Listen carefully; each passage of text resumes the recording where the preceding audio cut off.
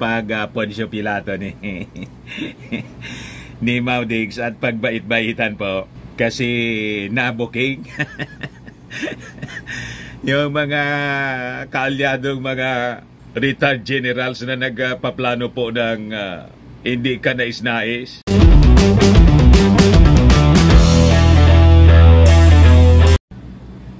Nag-deny na mga kababayan si Maudigs. Nag-deny niya Mr. Maravillas na nag-deny na hindi niya ako sangkot sa anumang destabilization plot laban sa Pangulong Bongbong.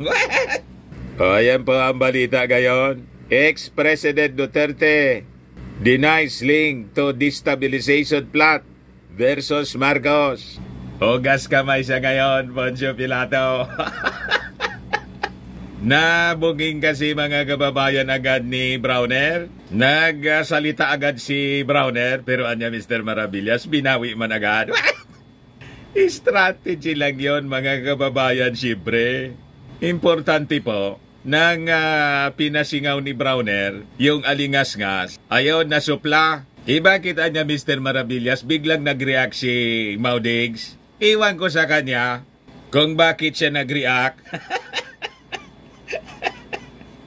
Diba? At ngayon mga kababayan, bait-baitan siya. Biglang kumambyo. Surrender po kay President Bongbong Marcos. Biglang bago ng tono po. Yan po yung sabi niya doon sa programang Gikan sa China. Ay, Gikan sa China. Gikan sa Masa para sa masa. Ayan sabi diyan. FRRD to PBBM. I'm not here to destroy you. Diba? Yung sinasabing strong leader, biglang tumiklo po sa weak leader ngayon at naglalangis-langis pa. Ayan, sabi niya ngayon, Duterte, Marcos is not corrupt, unsure about others. Kita ninyo, anong hindi niya kumambyo si Maudigs Mr. Maravillas, napakasimple yung gagawin ng ating Pangulong Bongbong. Papapasokin man lang niya yung ICC dito sa ating bansa. Oo nga po, may sword of Damocles na hawak po si President Bongbong. Pag hindi siya umayos, papapasokin man lang po yung yung mga investigador ng ICC. Tapos na yung angas ni Maudigs. Pero yung ating Pangulong Bongbong Marcos po, di man pinapansin ng mga ganitong mga ganitong alingas-ngas. Tutok na tutok lang po sa kanyang trabaho. Yan po yung ating Pangulo. Sabi diyan, nakiisa si Pangulong Ferdinand Marcos Jr. sa pagunita sa gupit na idinulot ng Super Typhoon Yolanda sa Tacloban City at nagpakita ng paghanga sa katatagan ng mga survivors ng bagyo. Sa ika-10 taong anibersaryo ng pagunita nito, binigyang diin ng Pangulo ang kamalayan sa pagbabago ng klima para sa mas matibay na komunidad. Kanya ring ipinahayag ang dedikasyon ng gobyerno na maiwasan ang ganitong mga trahedya at itaguyod ang pagkakaroon ng disaster resilient evacuation centers at emergency operation centers. Ganon mga kababayan yung ating Pangulong Bongbong. Sige lang po ang trabaho.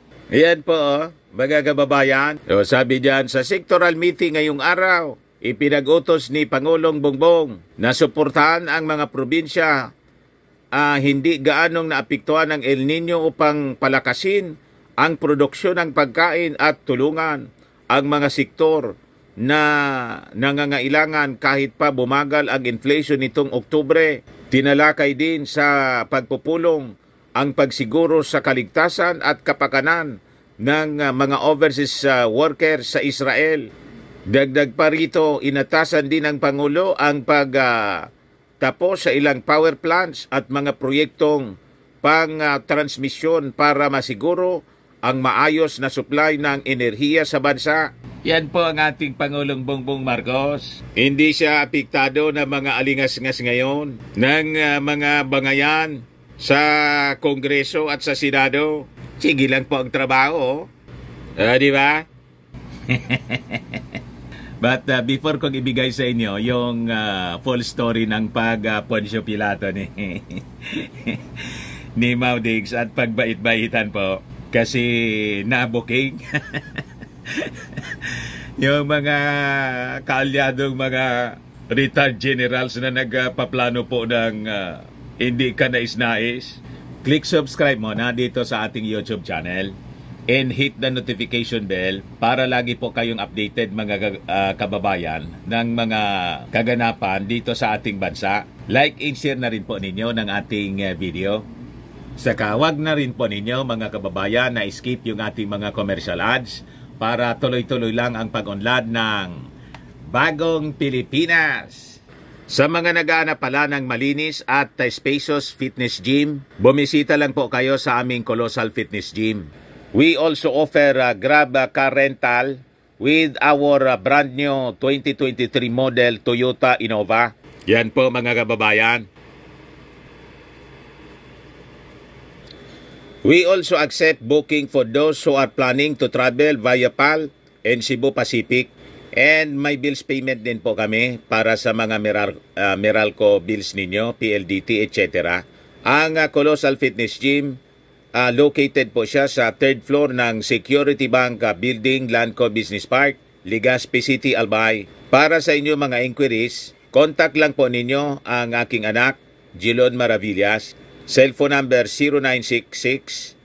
0966-802-0949. Ayan po mga kababayan, yung 3rd floor. Lahat okupado namin. Pati yung roof deck po. Kaya kami na yung pinakang malaking fitness gym dito sa lalawigan ng Albay. Napakarami na po na mga nag-gym sa amin. Yan ang aming cardio area.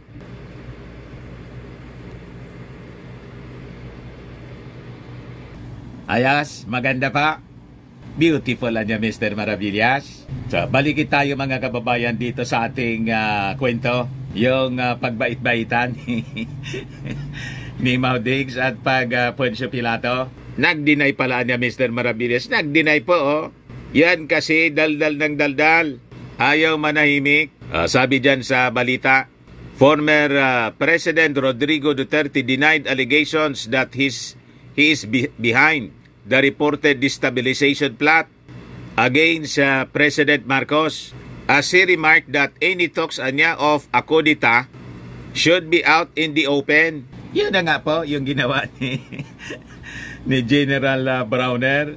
Hindi man po magsasabi ng ganun si General Browner kung walang nakarating sa kanya na mga galawan. By his own admission po, mga kababayan, di ba? Sabi ni General Browner, mga retired generals niya, mga dating opisyal, na kausap ko pa anya yung iba. Pinagsabihan ko anya na, Sir, wag ninyo anyang idadamay yung mga active members ng armed forces. Maawa naman kayo sa ating bansa. Ibig sabihin po, talagang may nangyayari. Yung pagsalita mga kababayan ni Browner, nangyari matapos ng mga pagdaldal ni Maudigs doon sa kanyang programa na nananawagan siya sa armed forces, saka sa PNP, tumulungan niya kayo. Sabi nga natin, mga kababayan, it's short of calling for a regime change. Malinaw po yung mga sinasabi ni Maudigs, nanggagatong. O ngayon, tapos magugas kamay siya. Kahit pakinggan po ninyo, nanawagan pa nga siya ng civil disobedience. Ginatungan yung mga taxpayers na wag daw magbayad ng buwis dahil lang sa pagtanggal mga kababayan ng confidential funds ng Kongreso. Sa yung confidential funds ni Inday sa DepEd saka sa Office of the Vice President. Di ba malinaw yon? Yung sabi dyan sa balita, sa programa niyang gikan sa masa para sa masa, paliwanag po ni Digong na nalinkan niya yung kanyang pangalan. He explained how his name was linked to the supposed destabilization plot that has since been denied by the military. Diba? Nag-deny yung military after na magsalita si Browner. Kasi siyempre, ayaw na nilang palakihin. Sinaway siyempre ng ating Pangulong Bongbong siguro, pero hindi man po nagsalita yung ating presidente sa publiko. Wala man siyang statement po. Pero malamang tinawagan po si Browner.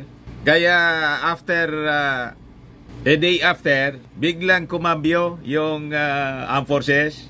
Nagsalita si Colonel Medel Aguilar, misquoted man lang anya. Kasi po, masama po sa economy. Di ba? Yung may mga alingas-ngas ng kodita. Siyempre, yun ang gagawin ng ating Pangulo. Ida-downplay siyempre. Pero sabi nga, walang oso kung walang apoy. Sabi ni Digong, I really don't know, Anya, how I was dragged into this. But you know, as a former employee of the government, I remember talking to some of the retired generals. Ang sinabi ko lang naman doon, as long as there is no serious issues of corruption, as former president ng mga retired generals, maybe they have quoted me na ganoon. Pero sabi ko nga bring it out in the open. When we talk about kudita or changing government by force, you talk about it openly para walang duda. The former chief executive added. Bayunin namin. Siya nga po, mga kababayan, yung nagipag-usap. Nahuli yung isda, mga kababayan, sa kanyang sariling bibig na bingwit po. Di ba pag-amin yan? Duterte was reacting to last week report by Armed Forces of the Philippines Chief of Staff General Romeo Browner Jr. that there was a destabilization plot against Marcos. This was, however, clarified by the Armed Forces spokesman Colonel Medel Aguilar, who said the Armed Forces Chief was misquoted. Binawi po, siyempre. So, naintindihan natin kung bakit ganon yung naging statement ng Armed Forces. Sabi nga natin, mga kababayan, sa aking paningin po, sa aking analysis, talagang intensyon na sabihin ni Browner yon in public. Then afterwards, binawi nila ang purpose para mag-send ng strong signal doon sa mga nagpaplano na handa sila.